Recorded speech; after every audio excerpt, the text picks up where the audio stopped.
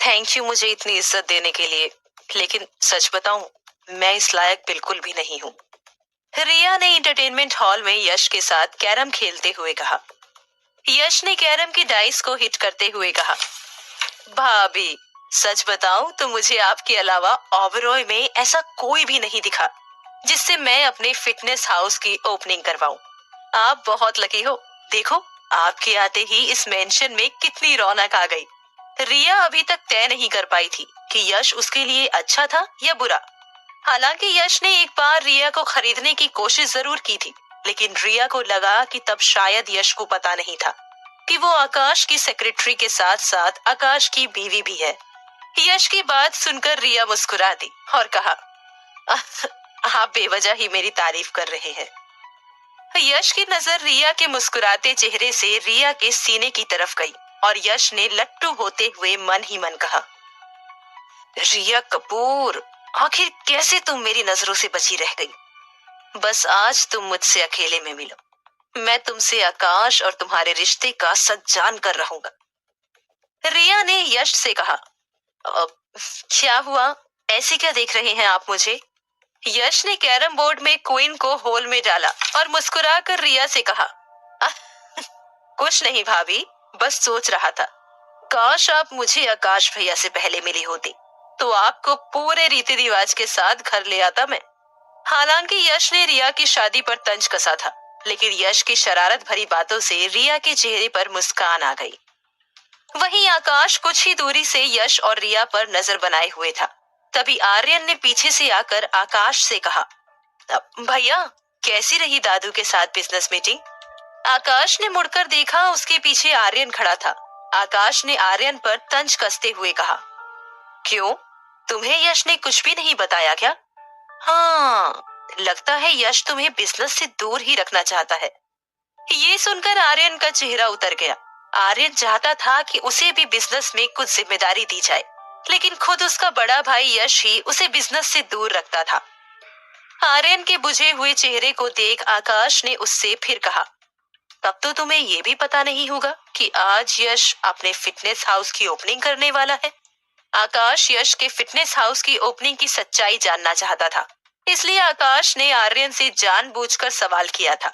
वहीं आर्यन ने चौंकते हुए आकाश से कहा, भैया, फिटनेस हाउस में मेरी भी हिस्सेदारी है और फिटनेस हाउस की ओपनिंग यश भैया आज नहीं, अगले महीने करने वाले हैं।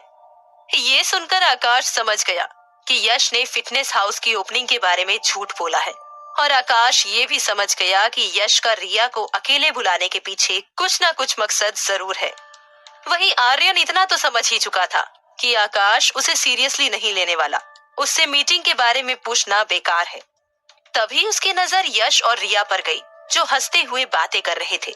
आर्यन ने आकाश से मासूम बनते हुए कहा, अब भैया, मैंने उस दिन कैफे में भाभी से माफी तो मांग ली थी, लेकिन आपसे एक बात कहूं तो आप बुरा मत मानना।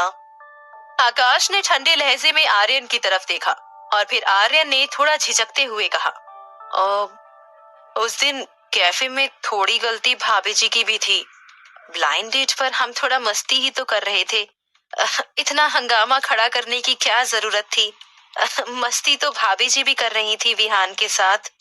ये सुनकर आकाश ने आर्यन की तरफ गुस्से से देखा।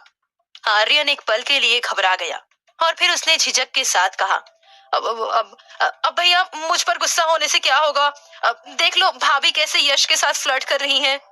आकाश ने रिया और यश को देखा। दोनों को इस तरह हंसते खेलते देख आकाश के दिमाग में कुछ चलने लगा और फिर आकाश गुस्से से दोनों की तरफ पड़ा। रिया और यश कैरम खेलते खेलते बातें कर ही रहे थे कि आकाश व्हील चेयर पर तेजी से वहां आया।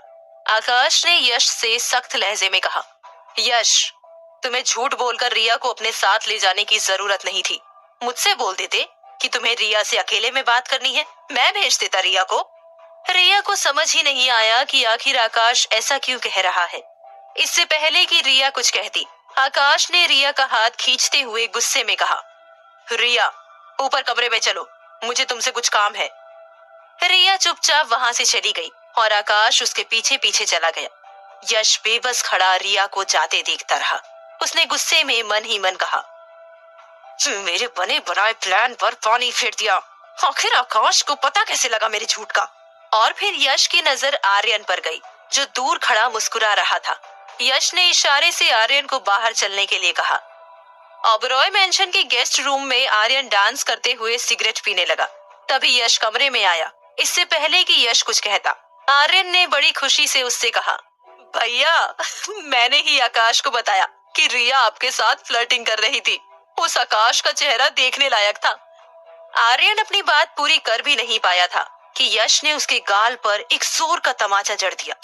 यश ने उससे कहा, अब तुम्हारा चेहरा भी हो गया देखने लायक। तमाचा पड़ते ही आर्यन सुन्न हो गया। उसने यश से चौंकते हुए कहा, चांटा क्यों मारा आपने मुझे? यश ने गुस्से से आर्यन से कहा, क्या जरूरत थी आकाश को बताने की फिटनेस हाउस की ओपनिंग कब है? तुमने मेरा सारा प्लान चौपट कर दिया। आर्यन को समझ नहीं आया कि यश कौन से प्लान की बात कर रहा था। आर्यन ने घबराते हुए कहा, भैया, वो आकाश बिजनेस को लेकर मुझे बार बार बेइज्जत कर रहा था। मैंने बता दिया फिटनेस हाउस में मेरा भी हिस्सा है और ओपनिंग अगले महीने है। यश ने खींचते हुए कहा, तुम हो ही बेइज्जती के लायक। तुम्हारी इस बेवकूफी की वजह से ही तुम्हें बिजनेस से दूर रखा जाता है। ये बात आर्यन को चुभ गई। वो रुआसा हो गया। आर्यन ने रोते रोते यश से कहा, भैया, मुझे कोई सपना नहीं आया था कि आपने ऐसा कोई प्लान बनाया है। मैं तो बस आकाश को नीचा दिखाने के लिए उसके पास गया। आर्यन का उतरा हुआ चेहरा देख यश का दिल पिघल गया। यश ने आर्यन को सहलाते हुए कहा, किसने कहा था तुझे आकाश के पास जाने के लिए? जब मैंने तुझे कहा है जितना मैं कहूँ उतना ही किया कर। चल अब चुप हो जा।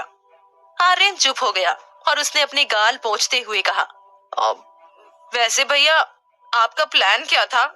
यश ने आर्यन से कहा, मुझे लगता है आकाश और रिया के बीच हस्बैंड वाइफ वाली बात नहीं है।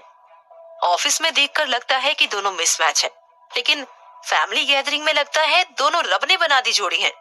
यही पता करने के लिए रिया को फिटनेस हाउस ओपनिंग के बहाने अकेले में ले जा रहा था, लेकिन तूने सब गड़बड़ कर दी। आर्यन ने मायूस होकर कहा, सॉरी भैया। यश ने आर्यन से कहा, आर्यन, हमें आकाश और रिया के रिश्ते का सच हर हाल में जानना होगा। ये सच हमारे बहुत काम आएगा। वहीं रिया आकाश के रूम में बैठी घबराई हुई थी और गुस्से में भी थी। रिया ने मन ही मन कहा, मुझे समझ नहीं आता, आज सुबह ही मिस्टर ओबरॉय मुझे सबके सामने प्रोटेक्ट कर रहे थे और अभी मुझे सबके सामने ऐसे धक्के देकर कमरे में लाए मानो मेरी कोई इज्जत ही ना हो।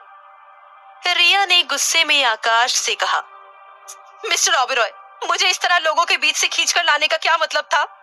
आकाश रिया की तरफ पीठ लगाए खिड़की से बाहर देख रहा था।